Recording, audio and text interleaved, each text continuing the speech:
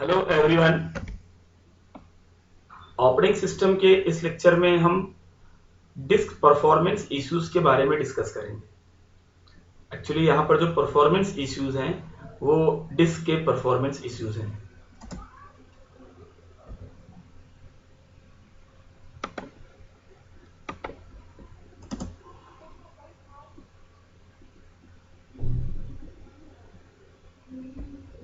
इसमें जो topic cover करेंगे वो speed, disk reliability and cost को कवर करेंगे। Performance issues, as with any component of the operating system, the three most important aspects of storage performance are speed, reliability and cost. जैसे बाकी component की कुछ ना कुछ परफॉर्मेंस इश्यूज होते हैं, वैसे हमारी जो डिस्क है उसकी भी कुछ परफॉर्मेंस पैरामीटर हैं, like speed, reliability and cost. मतलब कि अगर आप ढेर सारी अवेलेबल स्टोरेज में से किसी एक स्टोरेज टाइप को सिलेक्ट करना चाहते हैं तो आप उनकी कौन कौन सी परफॉर्मेंस को मेजर करेंगे, इवैल्यूएट करेंगे। जैसे आप बाइक लेते हैं तो उसकी एवरेज, माइलेज, मेंटेनेंस, ग्राफिक्स, ये सारी चीजें कंपेयर करते हैं अदर बाइक से। आप मोबाइल लेते हैं तो भी आप मोबाइल को अदर मोबाइल से कंपेयर करते हैं, लाइक कि उसकी बैटरी बैकअप, है ना, साउंड क्वालिटी, इन सब चीजों को आप कंपेयर करते हैं। तो अगर आप डिस्क ले रहे हो तो स्टोरेज डिवाइस सेलेक्ट कर रहे हो तो आप जो कंपोनेंट, जो परफॉर्मेंस पैरामीटर आप देखोगे, इवैल्यूएट करोगे, वो क्या है? स्पीड है, रिलायबिलिटी है एंड कॉस्ट है। तो स्पीड की बात करते हैं। Speed of storage has two aspects, bandwidth and latency. Bandwidth means we measure the bandwidth in bytes per second. The bytes per second मतलब bandwidth means कि ट्रांसफर रेट, एक सेकेंड में हमारी डिस्क कितना ट्रांसफर कर सकती है डिस्क से रैम में। द सस्टेन, इसमें दो बैंडविड्थ हम मेजर करते हैं, sustained bandwidth and sustained bandwidth measure करते हैं हम, और इसमें हम मेजर करते हैं इफेक्टिव बैंडविड्थ। तो जो सस्टेन्ड बैंडविड्थ होती है वो क्या होती है? Sustained bandwidth is the average data rate during a transfer time, that is the number of bytes divided by transfer time. Number of bite divided by transfer time, ये sustained bandwidth होती है। और इफेक्टिव बैंडविड्थ में हम लोग calculate करते हैं, the effective bandwidth calculates the average over the entire IU time including time for seek और locate and any cartridge switching time in jukebox. मतलब सीक टाइम, लोकेट और लेटेंसी टाइम सबको मिला के उसका जो एवरेज निकलता है उसको हम लोग इफेक्टिव बैंडविड्थ में कंप्यूट करते हैं। लेकिन in essence the sustained bandwidth is the rate at which the data stream actually flows, and the effective bandwidth is the overall data rate provided by the drive.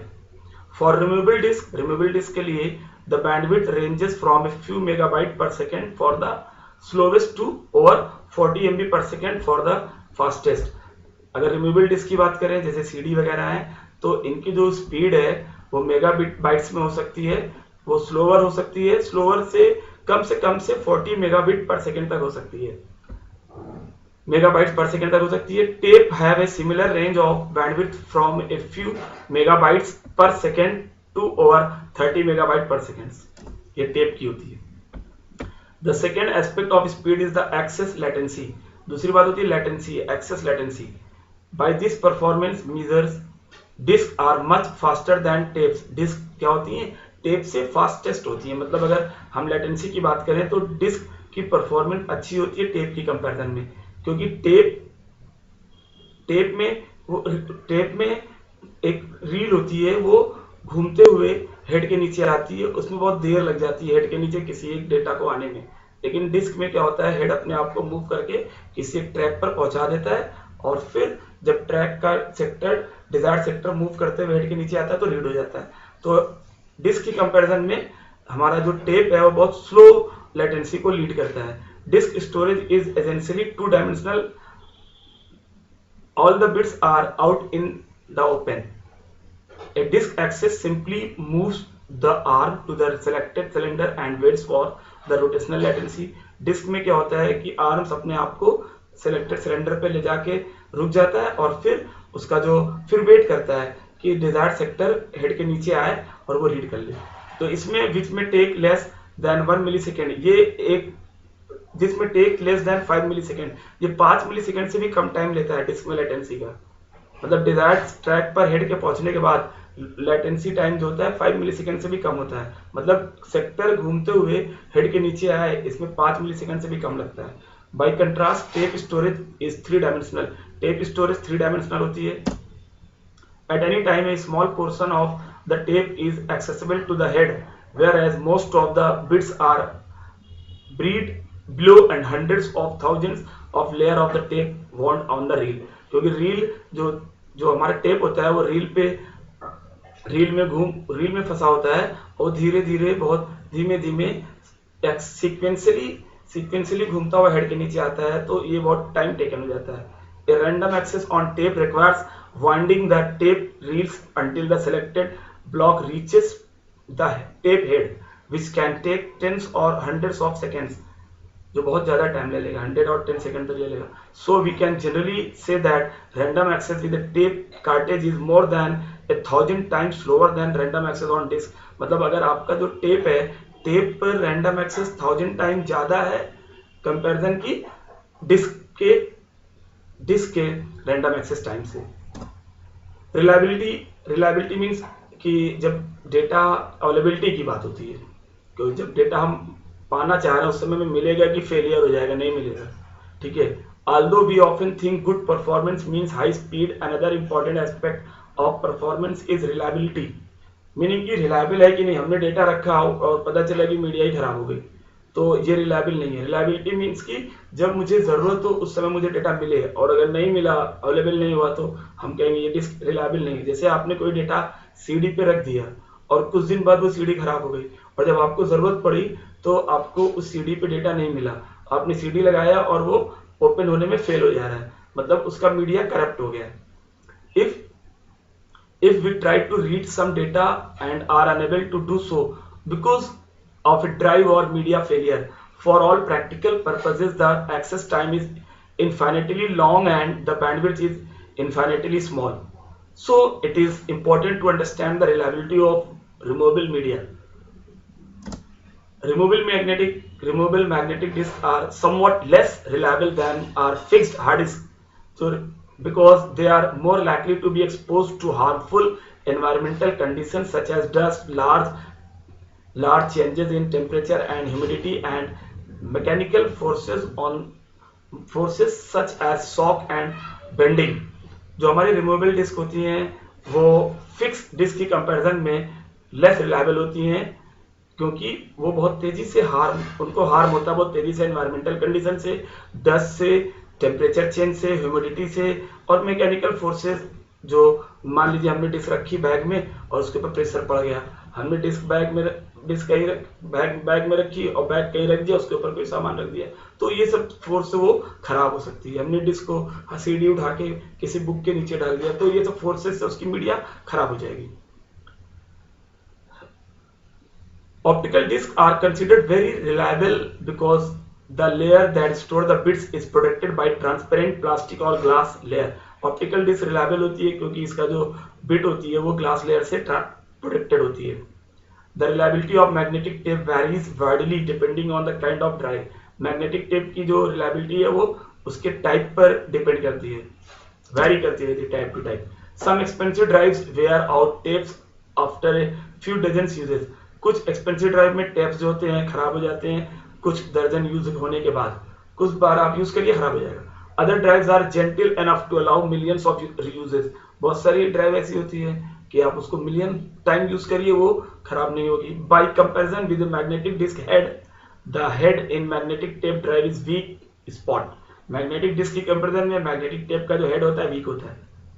A disk head flies above the media but a tape head is close contact with tape. जो disk head होता है वो media पे fly करता है, आगे पीछे जाता है, लेकिन जो टेप का हेड होता है वो टेप के साथ रगड़ रहा होता है। अगर आपने टेप पे देखा हो कैसेट में तो उसका हेड उसको ऊपर से रगड़ रहा होता है, टच में रहता है, कॉन्टैक्ट में रहता है, जिससे मीडिया भी खराब हो जाती है। The scrubbing action of the tape can wear out the head after a few thousands or tens of thousands of hours। मतलब 10,000 या कुछ 10,000 ऑफ आवर्स के बाद वो हेड खराब हो जाता है क्योंकि वो स्क्रबिंग होती रहती है, रगड़ खाता रहता है। In summary, we can say that the fixed disk drive is likely to be more reliable than a removable disk or tape drive. Fixed drive, removable और tape drive की कंपैरिजन में बहुत reliable होती हैं, and an optical disk is likely to be more reliable than a magnetic disk. और optical disk magnetic disk की comparison में reliable होती हैं और tape, but a fixed magnetic disk has one weakness. Fixed magnetic disk की एक weakness होती है, a head crash in a hard disk generally destroy the data, whereas the failure of tape drive or optical disk drive often leaves the data cartridge unharmed. Hard disk में अगर head खराब हो गया तो पूरी media खराब हो जाएगी, लेकिन अगर टेप ड्राइव वगैरह में एक पोर्शन हेड खराब हुआ है तो मीडिया पर डेटा अवेलेबल रहेगा। कॉस्ट की बात करते हैं। डिफरेंट जो हमारे डिस्क हैं उनकी अलग अलग डिफरेंट कॉस्ट है, और कॉस्ट के बेस पर भी हम मीडिया का सिलेक्शन कर सकते हैं कि कौन सी मीडिया लें। Storage cost is another important factor. Here is a concrete example of how removable media may lower the overall storage cost. Suppose that a hard disk that holds X GB has a price of $200. Of this amount, $190 is for the housing, motor and controller, and $10 is for the magnetic platter. The storage cost for this disk is $200 per X, $200 upon x पर gigabytes. Storage cost की अगर बात करें तो ये factor भी important होता है, कंसिडर करने के लायक होता है अगर ढेर सारी अवेलेबल मीडिया है तो उसको सिलेक्ट करने में। इसको हम एक एग्जांपल कैसे समझ सकते हैं कि मान लीजिए एक हार्ड डिस्क है जो x GB डेटा रख सकती है, x कोई वैल्यू हो सकती है, x GB डेटा होल्ड कर सकती है जिसकी प्राइस $200 है, तो उसमें से एक $190 तो उसका जो मैकेनिकल पार्ट है, हेड वगैरह और मोटर वगैरह उसकी हो जाती है, और $10 सिर्फ उसकी प्लाटर की होती है जिसपे डेटा रखा जाता है। मतलब उसकी जो डिस्क होती है हार्ड डिस्क की जिसपे डेटा रहता है वो $10 का हो गया, और $190 का उसका कवर, कंट्रोलर, पूरी मैकेनिकल चीजें उसकी हो गई। द स्टोरेज कॉस्ट, उसकी जो स्टोरेज कॉस्ट होगी कितनी पड़ेगी, $200 अपॉन x पर गीगाबाइट। 1 गीगाबाइट की कॉस्ट पड़ेगी, आप $200 को x से डिवाइड कर दीजिए तो 1 गीगाबाइट की कॉस्ट आपको मिल जाएगी।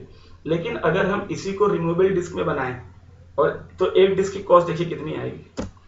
Now suppose that we can manufacture the platter in removable cartridge. Removable में बनाना चाहते हैं फॉर 1 ड्राइव एंड 10 कार्टेजेस।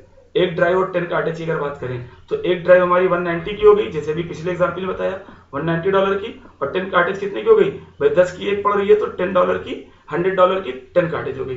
तो टोटल कॉस्ट कितनी हुई यहाँ पे, टोटल कॉस्ट हो गई $290 and the capacity is 10x GB, और कैपेसिटी कितनी होगी, x का 10 गुना हो गई। So the storage cost is $29 पर x gigabyte. Even if it is a little more expensive to make a removable cartridge, the cost per gigabyte of the removable storage may well be lower than the cost per gigabyte of the hard disk. मतलब आपने अगर removable cartridge पर, removable disc पर data रखा है तो उसकी cost कहीं ज्यादा कम होगी हार्ड डिस्क की कॉस्ट से, ठीक है, क्योंकि रिमूवेबल डिस्क आप बनाते जाओगे और आपका जो ड्राइव है उसमें आप उसको इंसर्ट करके डेटा रीड करते जाओगे। इस लेक्चर में इतना ही, थैंक यू।